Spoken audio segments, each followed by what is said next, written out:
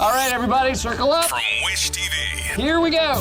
Indy Style is Indy's only live local lifestyle program. Everything they do is great. You're part of it. Talk about things that I want to know about. Where life and style meet. Oh, this is great. Really great energy. Really having a wonderful time. The best. I love it. Everything about him's great. And now, ladies and gentlemen, it's time for the big announcement you've all been waiting for. This is the Indy Style Podcast. All right, let's get right to it. On the All Indiana Podcast Network. From Wish TV's Indy Style, I'm Amber Hankins, and on this episode, Indy Magic's Taylor Martin comes to us fresh off of his Indy Style appearance, where he fooled myself and Randy too. Taylor shares the best magic trick he has ever seen and what it is about some magicians that makes him cringe.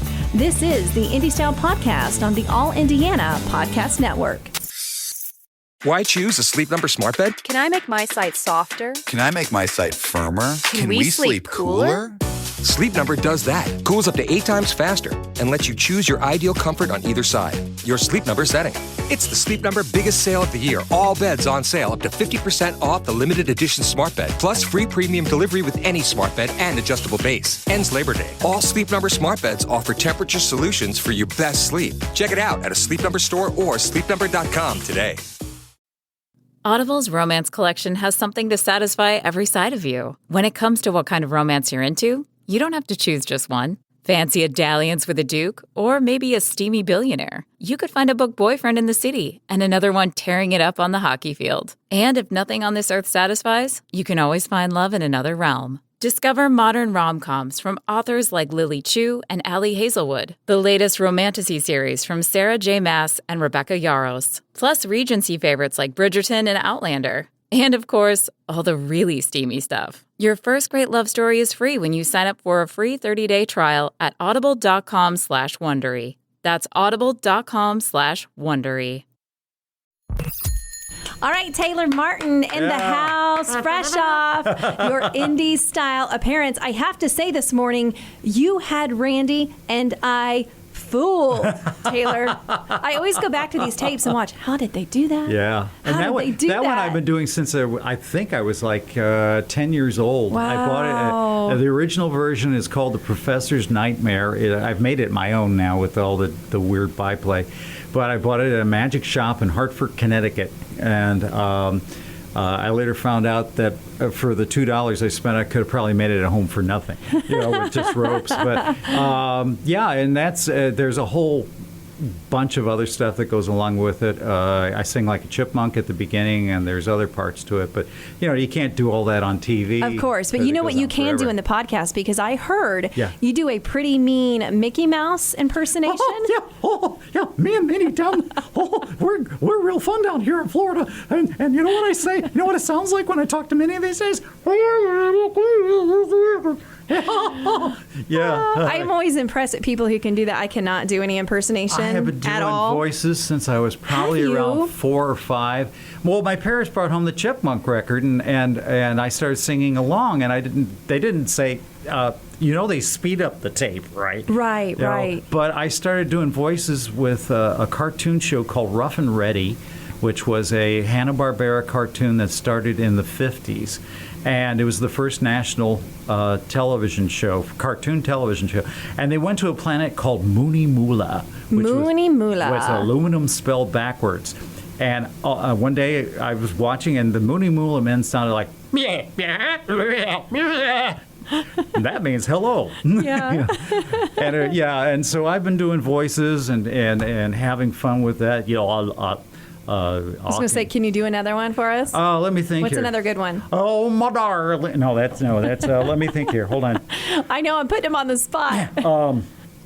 Mr. Ranger isn't going to like that, Yogi. Well, the heck with Mr. Ranger. I'm going to go have a picnic basket. And I do a lot of and most of that. And I always my heroes were Mel Blanc and Dawes Butler and Jane Fabre that did Rocky, and she didn't do Bullwinkle, but she did Rocky.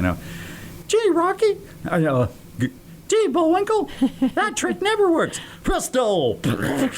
Looks like I got to get another hat. I need to learn how to do some of these. I often wonder with magicians, have you ever been stumped by something that you've seen? Oh, yeah. There was... Years ago, I was at a magic convention, and I was in a room filled with magicians. In fact, I think Teller was there, and Max Maven, and Matt King. And this Japanese magician comes in, and he's skinny as a rail. He looks just like an anime character with the bowl haircut. Oh, yeah. And he comes, nobody understood Japanese except for Max, and he speaks 12 languages or something. But he pulls out a can of foaming hair mousse, and he sprays it into his hand into the pile of foam, and then he reaches into the pile and pulls it, and it's a handkerchief. He shows both sides of it, puts it back in his hands, and goes, and it's gone in foam. It turns back to foam. And the words that were said by Teller are reasons why he doesn't speak on television, I think. But yeah, that one got me. To me, that was one of the greatest things I ever saw. It's the little ones. That's it's the little incredible. tiny ones that we as magicians sort of keep to ourselves just to try to entertain each other. I bet. So I've seen some incredible things from some great magicians, Josh Jay, and of course Teller, and Penn. Penn's getting to be a marvelous card worker. Taught a lot of it by a former magician from here in Indianapolis, Harry Reiser, who was also was on jazz radio with Jazz Lives on WICR, which I worked on at one time. So. Well, I always wonder on the flip side of that, have you ever done something that failed, and how do you recover from something like that? I had a prop break. I was doing the rice bowls where I made the rice turn into water at the end of it, and the sneaky part broke in the middle of it. Oh, no. And I just looked at everybody, because it's the finale to the show, and I just put it down. I said, well, we'll try that again maybe in the next show. And I had another closing trick right there, so I just went to that and I closed it. My background, really is in theater. I went to the University of Indianapolis when I was Indiana Central College, and so I got to meet a guy there who came for convocation named Del Close, and Del is one of the founders of Second City. Yeah. And we immediately hit it off. He was for a seminar for all the students. I wasn't a student anymore, and we went back to my apartment, and we talked probably all night long about improv and him working on Saturday Night Live and the people he taught and everything. And Del, I one time asked him, I said, Del, how do you feel when people call you eccentric? He goes, they're just being kind. And you can see him in the Untouchables. He actually is the one who, what do you think you are, untouchable? That's Del Close. And he was in 2 versions of The Blob. He actually got eaten in one version of it with Burgess Meredith and Larry Hagman. Called Beware the Blob. That was the first remake of it. And then he played the Reverend Meeker in the one from the 90s. Yeah. And we lost him about 1999, but he still lives on. He gave his skull to the Goodman Theater so he can play Yorick in Hamlet, in Act 5, Scene 1. Is this alas, poor Yorick, I knew him well. Now, all I can think of is alas, poor Del, I knew him well. Oh, rhyming couplet. And, but Del Close was one of my people who influenced me a lot. Yeah. I got to know him. And just for pure ability, artistically, Frank Zappa. I saw Frank 14 times and sat on stage 3 times. Wow. And so I'm a big Zappa fan. Magic-wise, it's Penn and Teller and Matt King and all these wonderful guys. There's one, Sean Farquhar, he's in Vancouver. I love him dearly. Well, and you bring in some talent, too, to Yeah. Indy Style, some younger talent. Well, I mean, they're like up and coming, and it's amazing to see them, I would imagine, grow and progress. What is that like for you, sort of being that mentor? Well, I don't think of it as mentoring. But then I find out that's exactly what it is. Yeah. I give them a stage to play on, and sometimes they're great, sometimes they're terrible, sometimes they're goofy. Yeah. But they develop into something great. Bill Cook, who's from Illinois, he has been on Penn and Teller's Foolish and on Masters of Illusion. A marvelous guy, and he makes all of his own tricks. He's also an expert on 3D printing. So he makes all of his magic tricks. Yeah. Cody Clark, of course. Yeah. Cody is in the Oregon Virtual Fringe right now. He's so excited. He's got Dee Dee Khan from Greece and all the other things that she's involved. She's actually going to come see him because she's friends with Travolta, and Cody has worked the Joey Travolta Film Camp, which is a camp that allows autistic and handicapped or challenged people a chance to make movies. And so Cody's worked with them. What has this done for Cody? Because I've spoken and worked with Cody over the years on Indy Style a few times, and he's very open about his autism. Yeah. Well, he started. I didn't know about it. The first show we had him on, I was talked into having him on by Robert Sode, who's in Vietnam teaching kids now, and. I met Cody at a magic show down in Louisville. I get this tap on the shoulder. He's doing magic in the audience. I get this tap on the shoulder. Hi, I'm Cody. I'm Cody Comet. I'm going to be on your show next month. Bye. Like and that's when he called himself Cody Comet. And now he's Cody Clark, of course, which is his given name. And to see him on stage with Lance Burton at the Louisville Palace, to see him, he's now doing a course on a different way of autistics being independent and creating their own jobs.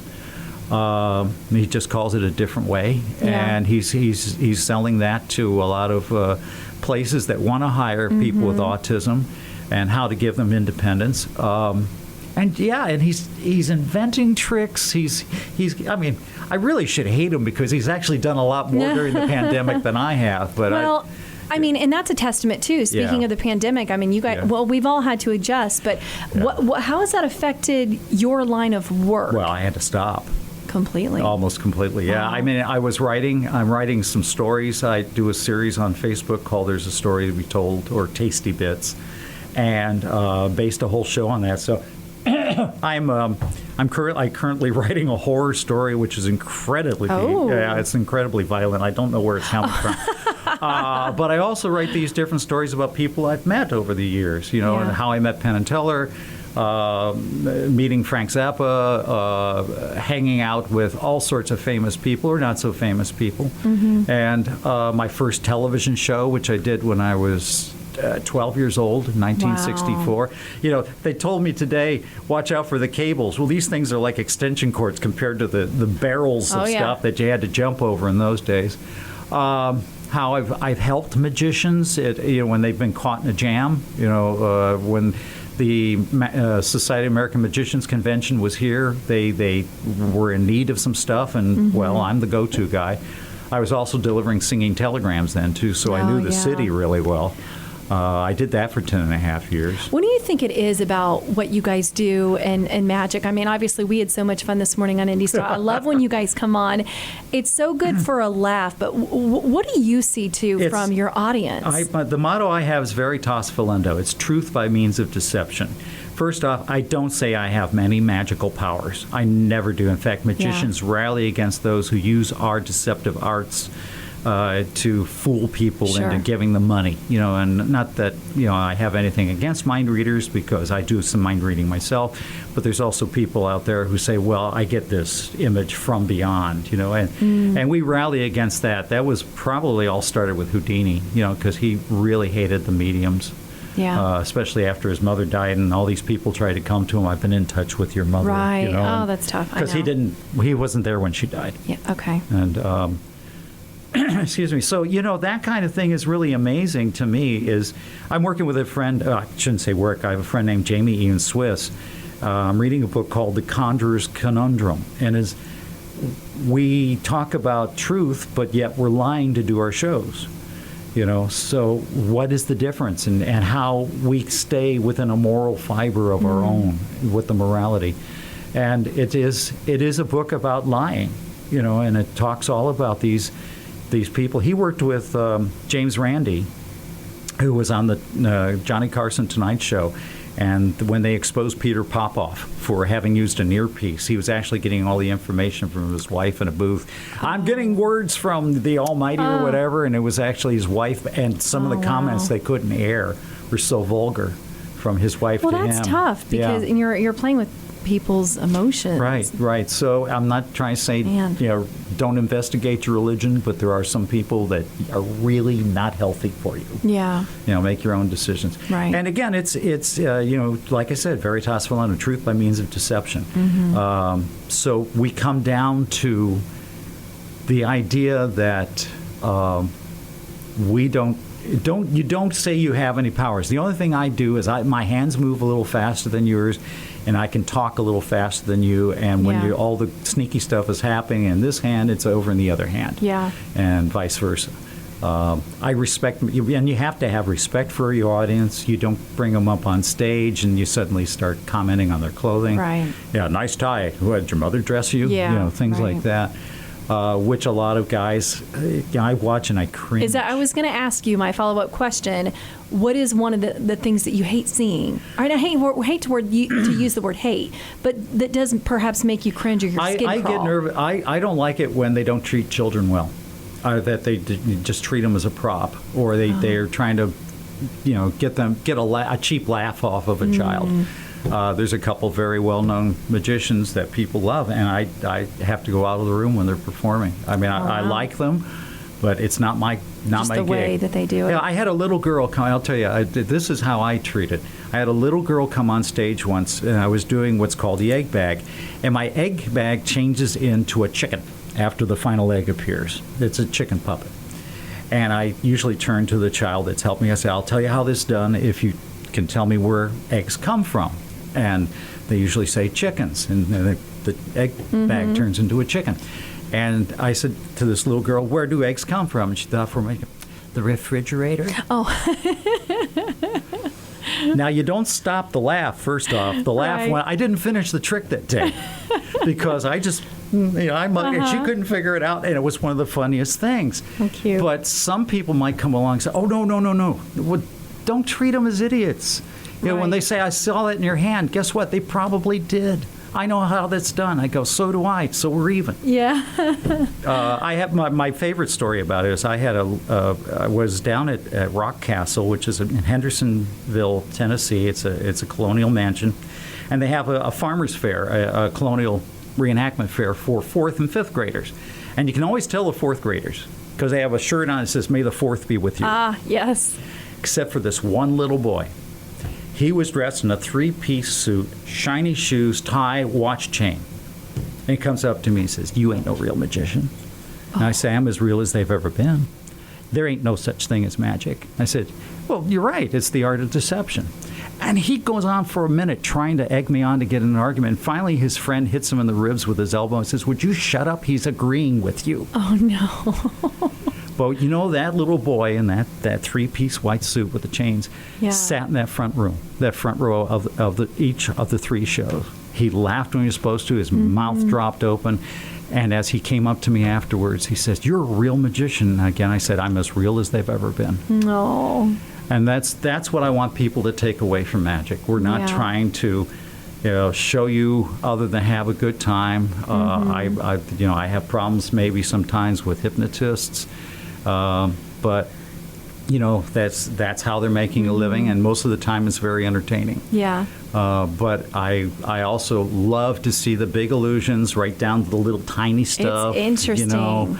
There has been very few magicians that I'll totally diss. I will only diss them when they are not prepared. Yeah.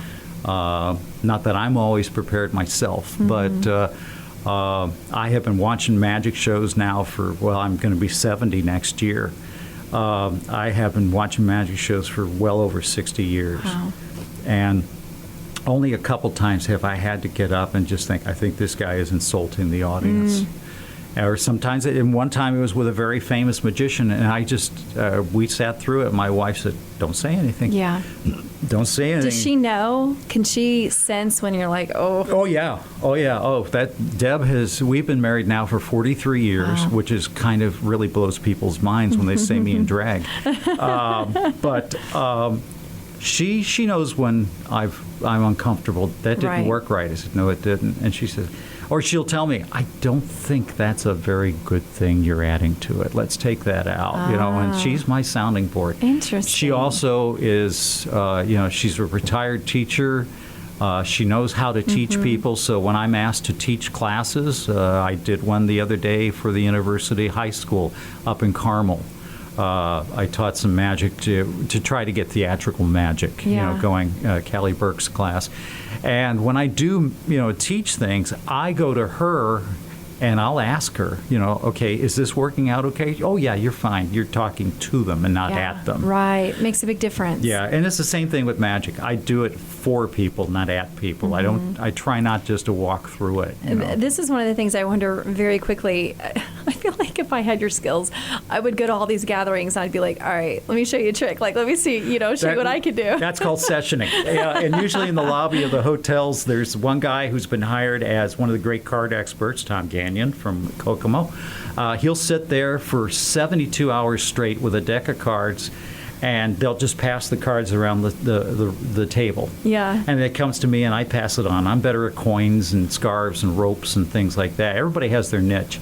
I have one card trick, though, the stinky card trick, which part of it fooled Jeff McBride once. And Jeff is one of the greatest magicians in the world, and that was an achievement. I fooled Jeff McBride. That's amazing. I love that.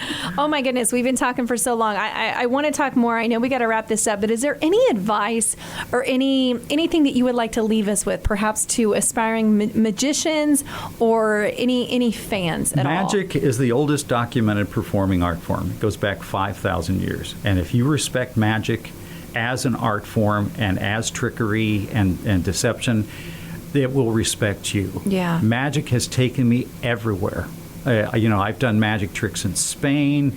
We took some things down to Mexico, and I was showing a bartender a couple of things there. We got some free drinks that night, things like nice. That. Respect the art and perform as often as you can. I did 10,000 singing telegrams. Oh so I performed in every situation, from a priest who was, it's not your birthday, it's your anniversary, 35 years of celibacy, and then I'd go right to the Sons of Silence Motorcycle Clubhouse. Yeah. And sing to somebody who is no longer with us. Just keep going.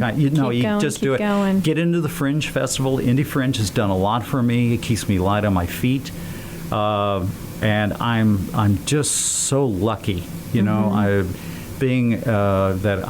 don't believe in anything but the here and now. It has all been pure luck, and it isn't that I have made it all myself, but you got to be there for the right situation. You got to be there for the right moment.